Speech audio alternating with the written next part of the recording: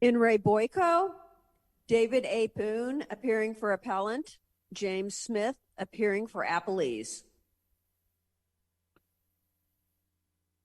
Okay, Mr. Boone, would you like to reserve some time for rebuttal? Yes, I would. Probably at least 5 minutes. 5 minutes, okay.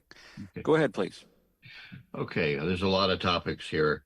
One main point is I don't believe there's any basis for liability with the debtor. The debtor showed up at a meeting at a coffee shop. It's someplace between a half an hour and an hour. He was obviously being used by Reuben as some kind of show for what he was proposing. That meeting lasted about an hour. Yeah, the debtor disputes the allegations that they went through a contract or anything. He'd never been to their house. He was never contacted after that brief meeting at a coffee shop. Excuse me, counsel. Excuse me. Didn't he pull the permit? Pardon? Didn't he go to the San Mateo County office and get the permit for Mr. Satoris after the first meeting in the coffee shop? Right. So what happens is, and he believes it's the July 4th weekend. Anyway, it's days or weeks. The plaintiffs then meet with Reuben Satoris. They sign the construction proposal with him. He is then receives, made out to his personal DBA Reuben's, 3 checks totaling $77,000. About 6 weeks after that, Reuben gets him to come over, and the plaintiff, Mrs. Borman, the debtor, and Reuben all go to the county of San Mateo and pull the permits. Typically, when that's done, they would have some kind of contract with the debtor as general contractor if they wanted him to do something. They never sign anything with him. The permits get pulled. I guess he's told, and he does show up for the inspections during the construction. So the statements that you made about him never having anything to do with them, never being to the property, none of that was believed by the bankruptcy judge. And those facts are in evidence against your client, and he wasn't found to be credible, right? But those aren't facts that involved dischargeability or non-dischargeability. There's a contract signed, and Reuben Satoris alone gets paid $77,000 in personal checks. Once that contract's signed, everything that happens after that is breach of contract. No, counsel, that's not how it was presented, was it? That's not what the judge found. He found that there was an omission that fraudulently induced this contract. Yeah, but that's not what the facts are. Well, So it's like 6 weeks later, they go together to get the permit. Now, signing for the permit, there's a big deal made about the fact that is he supposed to supervise people? But he's never hired to do anything himself, and he never is involved with hiring any of the subcontractors. What happens is... Yeah, but counsel, the allegations that the judge believed were that he represented, your client represented at the outset, that he was the general contractor for the project, that he would in fact supervise the entire operation, that he would be responsible to make sure that the work was done appropriately, that they would never have entered into the contract with an unlicensed contractor if he hadn't made those representations. And none of those representations were true, according to him at deposition, which he countered at trial. But the judge didn't find him credible, but did believe Ms. Borman. So if all of those facts are true, what Judge Spraker just asked you is, there was an inducement to enter into an agreement with Satoris based upon representations that were fraudulent and concealments that were made by your client that were also found to be true according to Ms. Borman. Doesn't that suffice to prove fraud? There's a lot of issues on top of whether he was the contractor or helped pull the permits. But the judge, he's not involved in the contract. He's never paid any money directly. Who cares? He doesn't have to receive any benefit if he committed fraud and induced them to cause damage to them. That's enough in and of itself, even if he didn't receive a nickel. But in this case, we know he was paid about $8,000, admittedly, by Mr. Satoris. He's paid $8,000 by Ruben to help him pull the contracts. Ruben's acting as a designer. Before we jump ahead, the thing that's completely ignored by the judge in this case is what's the fraud? So they enter into a contract with Mr. Satoris, who's a designer, and they spend the next year and a half completing their remodel of their home, of which they spend all that money. At the end of it, there's Exhibit 14. She has a minor punch list. She has a major complaint maybe about the roof, which they repair completely for $22,000 or $32,000. There has to be a fraudulent representation, which is justifiably relied on, which is connected to some sum that the debtor received. There's the first question is, what representation had to be made? And I just went through the list of them with you. They were, I will be the general contractor on the project. I will inspect and I will pull the permits and make sure the work is performed. This is an unlicensed guy who's the designer. I will make sure that he's in compliance with the code. He doesn't do any of those things and admits at deposition he never intended to do any of those things. That's the fraud that induced them to sign the agreement with Satoris, that induced them to pay money for work that was never supervised appropriately, that resulted in damage to them. That's what the fraud is. And so the fact that he does or doesn't receive the substantial portion of money doesn't mean it wasn't fraud. Well, you have to completely believe the allegations that he made all these representations. And the court found that to be true. And the court found that to be true in this case. He found your client to be incredible. He found her to be credible, believed everything she said, and the evidence supported that conclusion, didn't it? I mean, there's evidence in the record by her testimony, the documents that will support the claim against him and the amount of the claim against him. There's no documents to support that he made any of those representations. Well, the first document in the file is the Rubens and Boyko contract, which is there's no such thing as Rubens and Boyko. That's right. And yet the document that's presented has his name on it. He's present at the meeting. He doesn't say a word to them that this is false. Well, I have no partnership with him. We are not in business together. Do not rely upon him. Only rely upon me. He doesn't make any of those statements to them at the time. He goes right along with the process. That document's in evidence. The permit that was pulled is a document that was in evidence. All the expenses that they incurred were documents in evidence. Her testimony was believed. I mean, I don't know what more you want from us. But you're just believing her allegation, even though there's no documents to support it. They never have any contact prior to the signing of the contract other than the one meeting very briefly at a Pete's coffee shop. I understand what you're saying is that by his conduct afterwards, maybe there's a claim afterwards he helped them pull the permits, but they never where are the damages? Where's the fraud? I mean, there's a lot of issues in here that. But aren't the vast majority of those issues covered by the clearly erroneous standard of review? Aren't most of those issues about facts? And doesn't that mean that in order to prevail, you have to convince us that those findings were clearly erroneous? Certainly. And there's what happens here is, first of all, we have this Article 3 claim. We have a trial against Ruben Satoris, who's not present. He's not a party, and the court has no jurisdiction over him. If you limited the introduction of documents to things that involve the debtor, there's nothing here. There's nothing here. The other thing. Why would you be required to do that? Why couldn't you bring in other documents that Because Is there a categorical rule that you can't have documents that don't have the debtor's signature on them?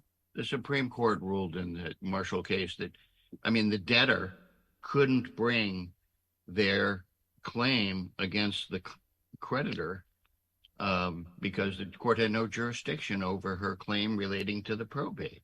Okay, There's but the no court, they jurisdiction of didn't. this All right, court. they didn't. Well, I'll point out to you, we have 5 minutes left, but Well, let's go. You know, I'm sure Mr. Smith is getting very happy here.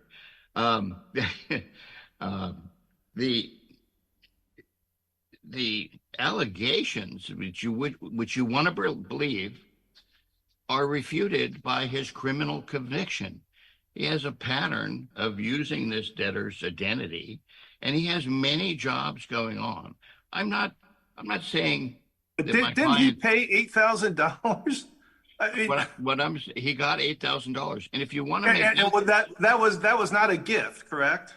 no, and so if you So want to he say, paid $8,000 for having Mr. Boyko do something on this project. that's right. But So as what a, theft was there? I mean, it wasn't even theft. It was unauthorized use of the license. I don't understand that argument. because he made lots of representations, and what eventually brought him down, Mr. Satoris, is that it was a $5,000 cabinet remodel in someone's house who took this to the licensing board that he was representing, that he was Mark Boyko. I think it's hard to say, isn't it, that Mr. Satoris stole Mr. Boyko's identity here, because Mr. Boyko went down to the permitting office and let his name and license number be put on the permit. That was Mr. Boyko's choice. He was there when that happened. That wasn't a case of identity theft, was it? Right. And I'm not defending the debtor as not doing stupid things, okay? What I'm saying here basically is you want to find him liable for $8,000, which is what he got by his participation with Rubin. Great. I would never have appealed that. But what we have here is we have the judge take the entire cost of construction and assess it against the debtor. $483,000. $117,000 is the loss of the use of their home. That's not damages in a fraud case, or what did you get by your fraudulent representation that they justifiably relied on. Remember, there's those 5 elements that have to be. I disagree with that. I think it's not what the fraud feasor got, it's what the fraud victim lost. That's the damages. Well, right? I mean, it's not just just a disgorgement remedy, it's a damages remedy. No, there's no one. You mean he's a guarantor? Well, Cohen versus De La Cruz was about a tenant who only had a certain amount of damages related to the breach of the lease, but the landlord was liable for treble damages under the statute that had nothing to do with the loss that was resulted from the failure to pay rent. It was what was incurred by the fraud that was committed by the tortfeasor. The treble damages, though, are related to the rent that he didn't refund or the deposit he didn't refund. It is completely tied in there. In this case, your complaint, your cross-examination of the plaintiff with regard to damages was limited to the amount of money that she paid to Mr. Boyko, or that was received by Mr. Boyko. That was the extent of your examination of her. Right. The issue that I brought up was the standard of proof. They're supposed to prove their damages by a preponderance of the evidence. Judge Montali said, oh, no, you didn't refute their proof of claim. So he just adopted her allegations and those amounts. What I'm saying is each of those amounts is a cost of construction in their home. It's not damages.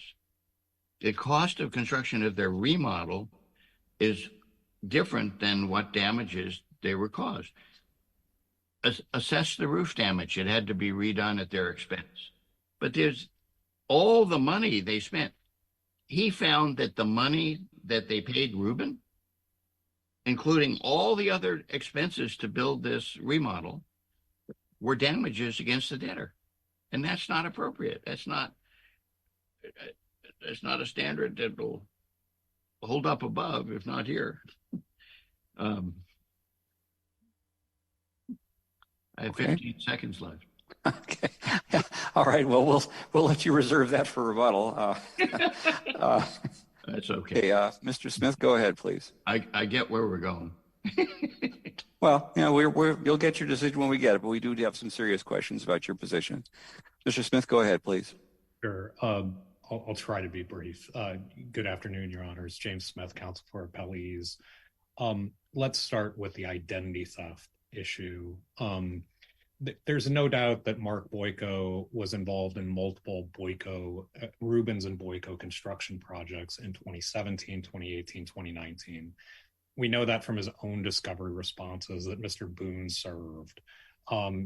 If you look at the record at page 571 or 912 to 913, he was involved in 7 other Rubens and Boyko projects that he admits he was involved in during that time period, including during the time period when the Contractor State Licensing Board was investigating similar claims of fraud related to those projects.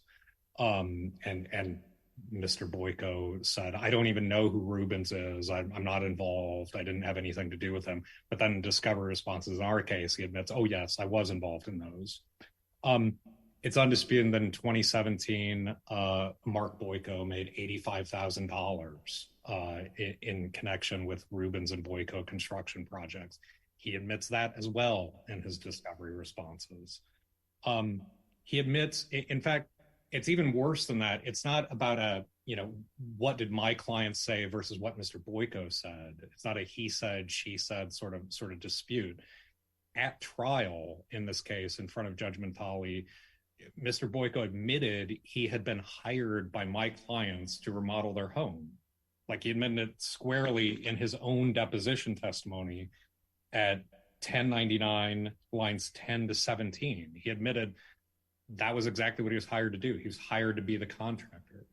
In terms of the permit, yes, I just heard Mr. Boone say that, like, Rubens went with Boyko as well as my clients to get the permits in San Mateo. Like, none of that's true. Like, none of that's in the record. None of that's true. Like, Mark Boyko went with Sarah Borman to go down to San Mateo to pull the permit. And Mark Boyko admitted in his trial testimony that he understood he was representing to the city of San Mateo that he was going to be the licensed contractor supervising and managing the project. And the thing why this is fraud is because he admitted in his deposition in December of 2022 that he never had any intent to do any of those things. Like, he admitted it just outright. Like, I never planned to manage or supervise this project. I never intended to do that. And it's what Judge Mentali pointed out. There was this undisclosed side agreement between Mark Boyko and Ruben Satoris to use Mark's contractor's license and to get paid for essentially aiding and abetting Ruben Satoris and doing contracting work without a license. I could go through all the factual findings that Judge Mentali had in his decision. I think he lays it out pretty well on pages 1001 to 1025, meeting all the elements of fraud. He found that there were fraudulent misrepresentations by Mark Boyko about promising to be the contractor, promising to have insurance in case there were any problems with the project, promising to let them know if the insurance was going to lapse, promising to finish the project within 3 months, promising that it would be done for $206,000, and finding that the fraud resulted in damages to the tunes of hundreds of thousands of dollars. Not only the $230,000 that my clients had to pay to Rubens and Boyko construction, but also the hundreds of thousands of dollars to tear that out and redo all that additional work. I think there's just ample. So I'm sorry. Did the evidence show that all the work had to be torn out and redone? It wasn't. It wasn't all of it.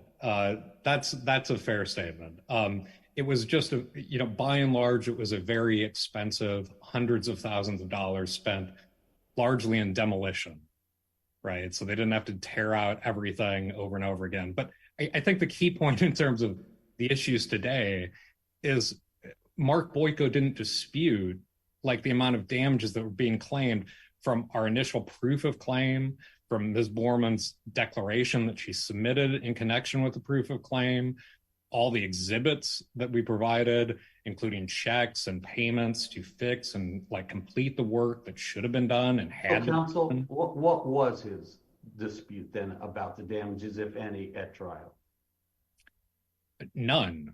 It was literally undisputed. Like there was no evidence offered of some expert saying like the roof was in perfect condition, it was fine. Literally. Well, he did argue about the portion that he should be liable for, right? I mean, he said that he thought she should be liable for the $8,000 he was paid. He did say that at trial, didn't he? Or am I remembering that wrong? He did say that. That's a fair statement. He said, I wasn't involved, I should be limited. But there was no dispute about like, was the roof defective? And you know, in his testimony, both at trial and in deposition, he admitted the roof and other projects, you know, at the site were all messed up. And he admitted that, and he knew that because also he testified that he'd been to the property 17 times in 2017 and 2018 to review the work that was being done by the contractors and subcontractors. Like he was there, he knew how defective it was, and he essentially just abandoned the project in 2018 because he wasn't going to fix it. I think we've presented ample evidence at trial about the fraud. I'm happy to respond to whatever additional questions the panel may have, but the judgment really should be affirmed. Okay. Any questions for Mr. Smith? I don't have any further questions. Thank you. Oh, thank you. Okay. All right, Thanks. Mr. Boone, I think you have time basically for one sentence. You Okay. can do that if you'd like. Go ahead, please. I want to stress that the damages from the fraud, first of all, we only saw those exhibits at the time of trial. We were denied due process, constantly denied any supporting evidence on the hearsay declaration that's attached to the proof of claim. We was constantly told that prima facie valid proof of claim. It had no names, it had no proofs of payments. And the second issue is the court made no inquiry as to what was damage from the fraud. I understand the treble damages on the deposit not returning to the tenant. What's the connection here? The judge did nothing to look at each of these allegations. All the money paid to Ruben Satoris is the damage against this debtor. It makes no sense that it's just so over the top. Okay, thank you. Thank you very much. You're beyond your time. I appreciate the argument from both sides. The matter's under submission, and we'll be providing a written decision in due course. Thank you very much. Thank you, Your Honor. Thank you. So, Madam Clerk, we can go on to the next case.